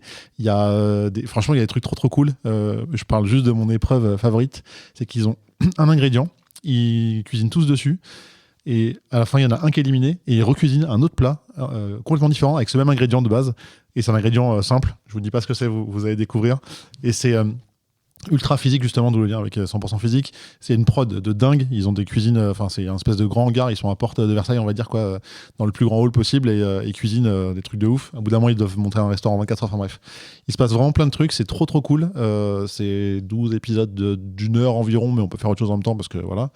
Et bref, et pourquoi j'en parle pas? Parce que déjà j'en parle dans le John Cascast qui est sorti il y a pas très longtemps, au moment où vous écoutez ça, parce que je me fais ma promo. Voilà, j'ai repris un peu les podcasts perso, et j'en fais un toutes les semaines, mais je parle juste d'un sujet. Mais bon, du coup, c'est pour ça que j'en parle pas aujourd'hui, du choc des tocs. Et toi, Ellie, de quoi tu nous parles pas aujourd'hui? Alors, je vais pas vous parler d'Arcane. On n'en a pas parlé de toute façon aujourd'hui. Ouais, c'est vrai qu'on en Pas a du pas tout. parlé. Je vais pas vous dire Hakuna Matata, Ok. Ah, mais si peut-être. Je sais pas. Et je vais pas vous parler de la comédie musicale du Royaume. Ok. Parce que déjà, parce que j'y ai participé à la 926e Attends, t'as dit participer, je pensais que t'étais sur scène, quoi. Ok, d'accord. non, Classe. Je suis nul, alors. représentation. Alors déjà, je dis waouh, et je ne savais pas, mais c'est arrivé en 2007 en France. Ah ouais, je savais pas que c'était aussi vieux. Ouais. Tu parles de Molitor, hein, c'est ça, hein? Je parle de Théâtre Mogador. Mogador. Mogador. Oh là là, mais je confonds tout ce soir. Laissez-moi Jordan, tranquille ce soir, aujourd'hui. c'est pas possible. Mais ok, mais Nathan Drake, c'est un dragon ou pas? Non, toujours pas. D'accord. Bracofeu peut-être. Ah ok, ça c'est bon. Ok. Ouais, et du coup, archi génial. Alors, il y a eu une offre pour le Black Friday. Hailey, les bons plans retour. Ah ça. Il y a eu Épisode 2. épisode 2. Il y avait une place achetée, la deuxième place à moitié offerte. Ah moitié. Ok, d'accord. Mais non, en vrai, c'est pour les petits, mais aussi pour les grands. Et franchement, les premières notes, j'ai eu des frissons. Incroyable. Voilà, mais je vais pas vous parler de ça. Ok, bah, merci. Beg, de ton côté, de quoi tu nous parles pas aujourd'hui? Mais je ne vais pas vous parler du fait que j'ai craqué pour le PlayStation Portal édition 30e anniversaire. Mais non. Du coup, ça donnera un argument de plus à mon ex pour m'avoir largué, avoir dépensé de la thune inutilement. Et j'aimerais quand même qu'elle me rende les codes Netflix, donc on va essayer d'éviter de la vexer. C'est pas drôle, mais désolé. Et non, mais en fait, j'ai craqué. Hein. J'aurais pas dû pour le côté financier, mais par contre, je kiffe quand même pouvoir jouer de manière déportée, d'autant plus que maintenant, il y a la nouvelle fonctionnalité en étant abonné premium, c'est ça? Pas le PS Plus du bas, mais au moins du milieu, quoi. Je crois que c'est le max. Le max. Ok. Ouais. Il me semble. Donc, pour pouvoir jouer sans avoir besoin justement d'allumer la PS5, on est d'accord? Sans PS5, Et voilà. même. Sans Mais PS5 non. tout court. Oui, Ouais. ah bah oui, c'est vrai, t'as raison. Ouais, ouais. Et oui, effectivement, juste en étant abonné, on peut faire du cloud gaming avec le PS Portal. Donc là, c'est juste en bêta, mais je pense que ça va amener à ce que sera la future PS Vita 2 ou en tout cas la prochaine console portable Oh là là. autonome de Sony, on va dire. Oh Tout à là fait. là. Ouais, c'est Oh ça. là là. Ah, oh là là, mon Dieu. Et le Donc, meilleur ça donne usage du moment, c'est d'y jouer devant le choc des tocs. Mais, Ah ouais, enfin, bah voilà, par effectivement. exemple, un petit Vampire Survivor, par exemple. Avec une assiette. On va s'en Voilà. servir. Mais elle est très jolie, elle est grise aux couleurs de la PS1 et c'est très très cool d'avoir Elle ça. est ultra stylée, c'est trop bien. Bah ok, dommage que t'en parles pas parce que j'ai Ouais, plein de choses à dire dessus. Mm. Et toi Célia, de quoi tu nous parles pas aujourd'hui? Alors, j'ai failli pas vous parler de la saison 2 d'Arcane, mais j'en ai quand même parlé un peu au final dans ma chronique. Après, j'ai failli pas vous parler du donut que tu nous as apporté au début, mais je l'ai mangé. Donc, du coup, je vais pas vous parler du jeu de société Escape the Dark Castle. C'est un jeu coopératif de cartes et de dés. Ça se joue entre 1 et 4 joueurs. C'est une sorte un peu de Donjons et Dragons, mais très, très, très, très, très simplifié. Donc, en gros, on est prisonnière dans un château et le but, c'est de sortir. Chaque personnage a son propre dé avec ses capacités, donc ses forces, ses faiblesses. Donc l'idée, si on joue à 3 ou 4, c'est d'essayer d'équilibrer un peu la team. Et en gros, on tourne des cartes. Et donc chaque carte, en fait, nous donne... soit on a des choix à prendre, soit on pioche des objets, soit on part au combat. Donc voilà. Et ce que j'aime bien avec ce jeu, c'est que les illustrations des cartes sont hyper belles, très glauques, mais hyper belles. Et que chaque partie est forcément hyper différente parce qu'on peut commencer avec des points de vie au max et finir très bien, comme se faire défoncer dès les 2 premiers combats et on a un peu de mal après à continuer. Et donc on a un nombre de cartes avec toute une histoire à suivre, à retourner jusqu'au boss final. Et puis le but, c'est de réussir à s'en sortir avec tous les personnages et un minimum de points de vie. Donc c'est hyper cool, c'est très beau, c'est hyper accessible. Et n'hésitez pas, si vous y jouez, à mettre une petite musique d'ambiance un peu stressante pour vous mettre dans l'atmosphère. Voilà. Ok. Au pire, il y a Ellie qui vient gratter un truc à côté pendant que tu joues. Exactement. Une assiette. Par exemple. Ok. Merci.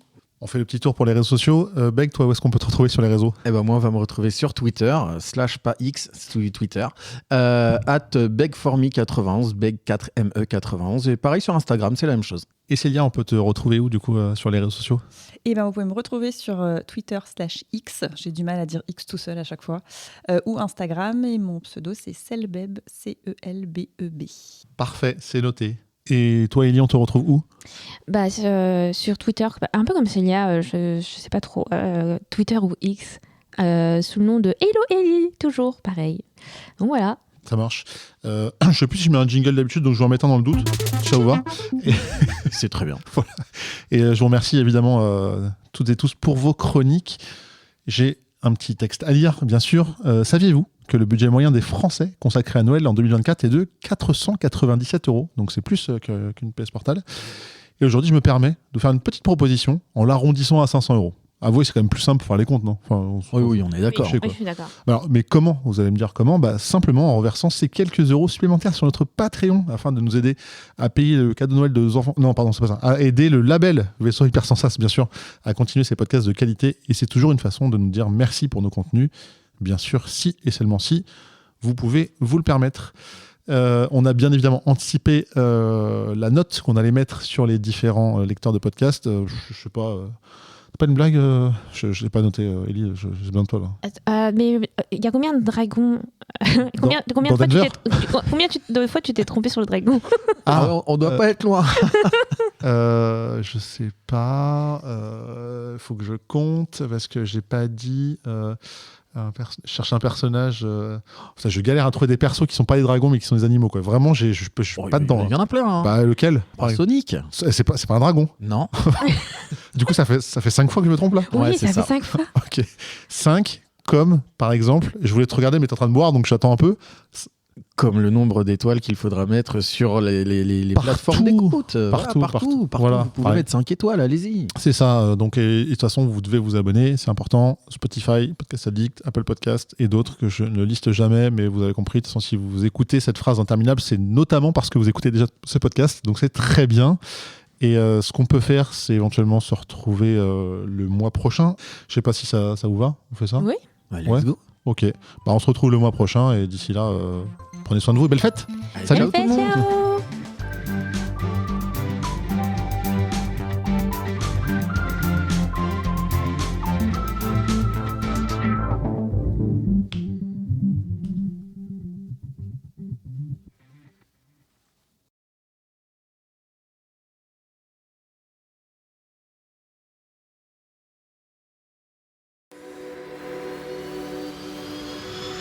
Fin de transmission.